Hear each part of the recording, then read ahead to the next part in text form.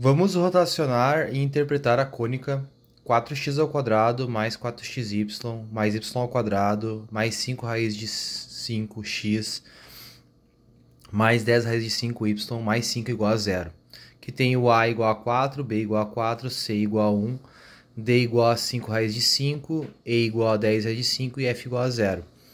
Fazendo b² menos 4ac e comparando com zero, a gente pode concluir que essa trata-se de uma cônica de parábola.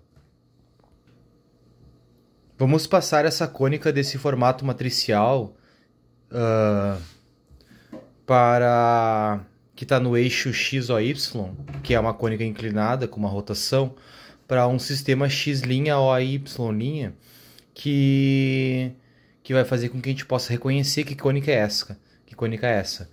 E essa rotação ela vai ser dada pela matriz M, que é dado pelos coeficientes da parte quadrática da cônica, mais a parte linear da cônica, e o f mantém-se. E essa matriz M vai nos dar os autovalores e autovetores. Os autovalores eles vão fazer com que o termo misto suma, e os autovetores vão fazer com que a gente descubra qual é essa matriz de rotação. A partir dos coeficientes A, B e C, a gente monta essa matriz M, 4, 2, 2, 1, e a gente consegue achar os autovalores a partir do determinante da matriz M menos lambda I, que vai nos dar essa matriz 4 menos lambda, 2, 2, 1 menos lambda, e o determinante dessa matriz igual a zero.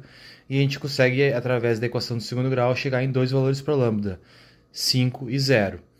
Eu organizei os valores 5 e 0 nessa ordem, e os autovetores, portanto, 2 e 1 para o V1, e menos 1 e 2 para o V2, e eu tomei o cuidado de fazer o V1 tá no primeiro quadrante e o V2 no segundo quadrante, para que a nossa cônica ela fizesse uma rotação no sentido anti-horário de algum tanto.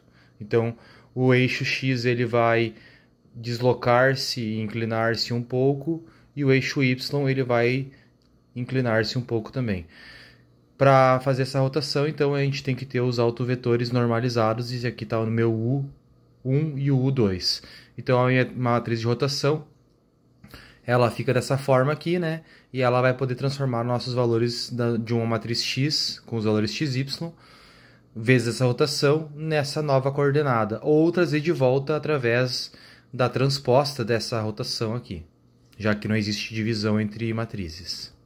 Em tempo ainda, é importante a gente comentar que a gente pode fazer a troca dessa matriz, dessa função matricial da forma dada, com o termo misto, para essa nova aqui no eixo rotacionado sem o termo misto, através dessa ideia de lambda 1 e lambda 2 e também dessa rotação aqui entre os termos lineares, mas a gente também poderia substituir esse x em função de x' e y' e y em função de y' na cônica dada com o termo misto, que após o processo algébrico a gente eliminaria o termo misto de qualquer forma. Então o que acontece é que a gente vai passar dessa cônica dada com o termo 4xy, que é misto, no sistema cartesiano x ou y, canônico, para essa nova versão dela, agora sem o termo misto, mas nesse eixo rotacionado x' O'. Então a gente chega, depois de algum processo de simplificação, nessa equação aqui, x' mais 2 ao quadrado, igual a menos 3, que multiplica y' menos 1. E essa aqui é, então, uma parábola, cujo vértice é esse 2, negativo, e esse 1 ali, positivo. Dado o vértice, e também esse p aqui, que é menos 0,75, porque aqui esse menos 3 ele vale 4p, né? Então a gente consegue, através do vértice, encontrar o foco, a diretriz e também a reta focal. Essas opções aqui, esses valores dados estão no nosso eixo rotacionado. A gente tem que ainda passar dessas informações do eixo rotacionado de volta para o eixo canônico. E aqui estão as nossas informações, agora de volta no eixo canônico. O meu valor do vértice ele passou do menos 2 e 1, que era no eixo X, linha O, linha, para esse menos raiz de 5 e 0 agora no plano cartesiano canônico. O meu foco também ele mudou, né? Agora ele tem uma nova coordenada. A minha diretriz e minha reta focal agora elas não são mais perfeitamente horizontais e verticais, elas são inclinadas porque teve uma rotação no eixo. Com mais detalhes agora, o nosso processo todo aqui ó, acontecendo, para poder entender o passo a passo de cada parte aqui, é interessante dar uma pausa nesses processos aqui, né? Mas então aqui está a minha matriz, a minha cônica dada, na versão inclinada mesmo. Aqui eu fiz os cálculos algébricos para chegar na matriz que vai me dar os autovalores e depois os autovetores. Aqui o meu vetor V1 e aqui o meu vetor V2. Aqui então eles estão normalizados, o meu vetor U1 e o meu vetor U2. Aqui também a minha matriz de rotação. Aqui eu faço o meu sistema de equações que me leva das variáveis x e y para as variáveis x' e y', que eu consegui então usar esse artifício algébrico para chegar nessa equação aqui então que é a da parábola, agora claramente com seus detalhes, né, visualizáveis.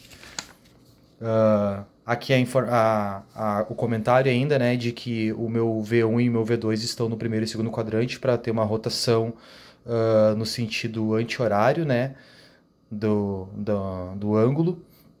E claro, se a gente fizer essa substituição do x em função de x' e y em função de y' na cônica, na equação dada da cônica, também chegaríamos nessa parábola aqui sem o termo misto, né? Então aqui estão meus cálculos que me levam ao vértice, ao foco, à diretriz, à reta focal.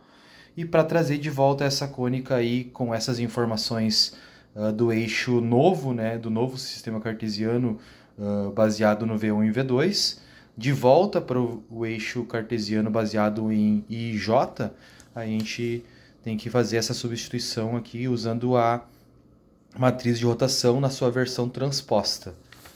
E aqui então, nossos detalhes, né? Vamos trazer de volta a parábola dada, agora no novo eixo, né? Para o plano cartesiano canônico, né? E os meus gráficos. Essa é a parábola dada com a sua... Aqui então o nosso vetor V1. Essa aqui é a curva da parábola que foi dada. Essa aqui é a minha reta focal, que passa pelo vértice e pelo foco, e essa aqui é a minha reta diretriz. Depois da rotação, a gente tem uma nova versão dela. E essa é a nova versão dela, né, com o seu vértice agora no menos 2 e 1, com a sua reta focal aqui na vertical e com a reta diretriz aqui na horizontal. E essa é a questão número 3 que nos foi disponibilizada. Depois de muitas horas, está pronta.